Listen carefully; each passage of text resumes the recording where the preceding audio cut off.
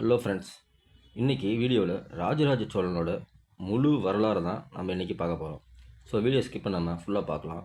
வாங்க வீடியோக்குள்ளே போகலாம். இலங்கையை வென்றவன், மகாசமுத்திரத்தை தன் கட்டுப்பாட்டில் வைத்தவன், கோவிலில் கடவுளை உயர்த்தியவன், அந்த ஒரே ஒரு மன்னன் தான் ராஜராஜ சோழன். இவர்தான் தமிழக வரலாற்றில் பெருமைமிக்க மன்னன். அவர் ஆட்சியில் தமிழகம் பொற்காலம் கொண்டது. மக்கள் குதூகலமாகவும் வாழ்ந்தனர். இதுதான் ராஜராஜ சோழனை முழு வரலாறு 10 நிமிட அதிரடி கதை. கிபி 947 தஞ்சாவூரில் பிறந்தார் அருள்மொழிவர்மனாக. தந்தை சுந்தரச்சோழன், தாயார் வானதி தேவியார், சகோதரி குந்தவி தேவியார், சகோதரன் அதாவது ஆதித்ய கரிகாலன். குந்தவி தேவியார் சிறுவயதிலேயே சிந்தனையிலும் வீரத்திலும் பிரசித்தி பெற்றவர். மூத்த சகோதரன் ஆதித்ய கரிகாலன் அரசராகிய போது அருள்மொழிவர்மன் பல போர்களில் பங்கேற்றார். சாளுக்கிய போர், சேரர், பாண்டியர் ஆகியோரை எதிர்த்து போரிட்டார் அருள்மொழிவர்மன், அதாவது ராஜராஜ சோழன். ஒரு சதி பின்னணியில் ஆதித்ய கரிகாலன் மர்மமான முறையில் கொல்லப்பட்டார். பிறகு சோழ நாட்டில் குழப்பம் ஏற்பட்டது. மக்கள் அனைவரும் அரண்மனை முன் கூடினர். மக்கள் அனைவரும் சத்தமாக சொன்னார்கள், அடுத்த அரசனாக எங்களுக்கு அருள்மொழிவர்மன் தான் வேண்டுமென்று, ஆக வேண்டுமென்று. கிபி 985 ஆண்டு அருள்மொழிவர்மன் ராஜராஜ சோழன் என்ற பெயரில் சிங்காசனத்தில் அமர்ந்தார். அரசர்களின் அரசனாக மக்கள் அனைவரும் ஆரவாரம் செய்தனர். அவர் ஆட்சியில் சட்டம் ஒழுங்கு, செழிப்பு அனைத்தும் மீண்டும் தோன்றின. நாடு முழுவதும்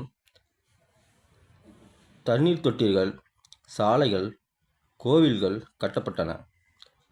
ஆட்சியில் அமர்ந்தவுடன் அவரின் முதல் போர் பாண்டியர்கள் மீது போர் தொடுத்தார்.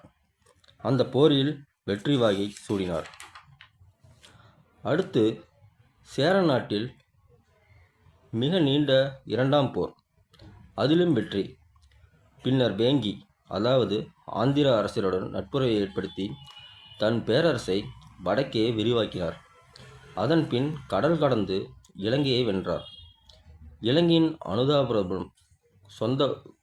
அனுதாபுரம் வரை சோழர் கொடி பறந்தது. வடக்கே சாளுக்கிய போரில் அனல் பறந்தது.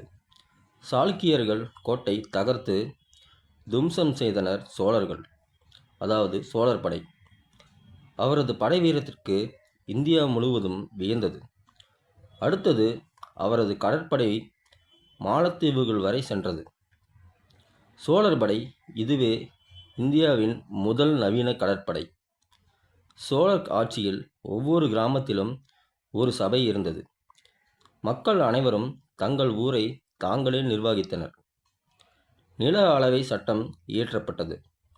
நில அளவை முறைகள் முறையாக நடந்தது. வரி வசூல் நியாயமாக இருந்தது.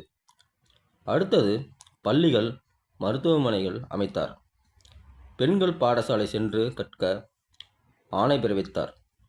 அவரது சகோதரி குந்தவி தேவியார் பெண்கள் மற்றும் மக்கள் நலனிலும் மிகவும் அக்கறை காட்டினார். தஞ்சை பெரிய கோவில் ராஜராஜ சோழனின் அமர்க்களமான படைப்பு. கிபி 1010 ஆண்டு தஞ்சை பெரிய கோவிலை கட்டி முடித்தார். 216 அடி உயரமான விமானம் இன்று கூட மனித கைவண்ணத்தில் அதிசயம். முழு கோவிலும் ஒரே கல்லால் கட்டப்பட்டது. கோவிலில் 400 கலைஞர்களுக்கும் நிலம் வழங்கினார். இசை, நடனம், கலை அனைத்தும் இந்த கோவிலில் உயிர் பெற்றது. தஞ்சை பெரிய கோயில்தான் சோழ மகிமையின் சின்னம். ராஜராஜ சோழன் வெளிநாட்டு வணிகத்திலும் ஆர்வம் காட்டினார். சீனா, இலங்கை, மலேசியா, சுமத்ரா போன்ற நாடுகளில் கடல் வணிகம் நடத்தினார். சோழ நாணயம் அந்நாடுகளில் கண்டுபிடிக்கப்பட்டது. அவரது வாணிகம் சோழ நாட்டை, அதாவது தமிழ்நாட்டை செல்வ நாடாக மாற்றியது. கிபி 1014 ஆண்டு ராஜராஜ சோழன் மறைந்தார்.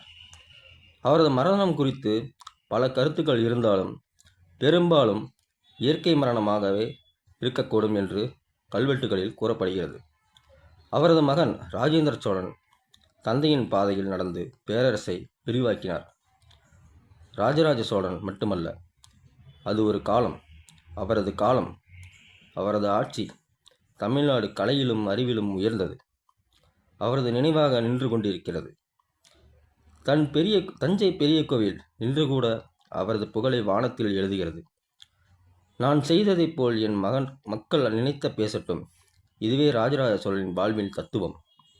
ஓகே ஃப்ரெண்ட்ஸ், இந்த வீடியோ பிடிச்சிருந்தா லைக் பண்ணுங்கள். ராஜராஜ சோழன் பேரரசு பற்றி கமெண்ட் பண்ணுங்கள். தமிழர் வரலாற்றை உலகம் முழுவதும் பரப்ப சப்ஸ்கிரைப் பண்ணுங்கள். அடுத்த வீடியோவில் சந்திப்போம். வணக்கம் ஃப்ரெண்ட்ஸ்.